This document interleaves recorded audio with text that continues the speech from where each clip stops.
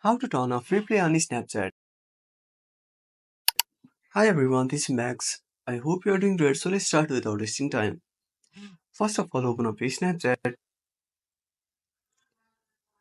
Now record Snap. Now at the last option, tap on the one icon.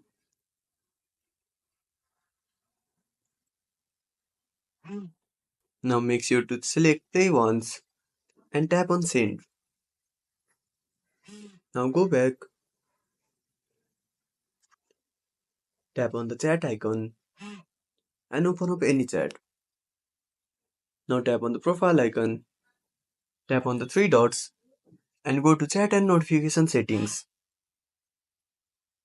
Now select delete chats and select after viewing.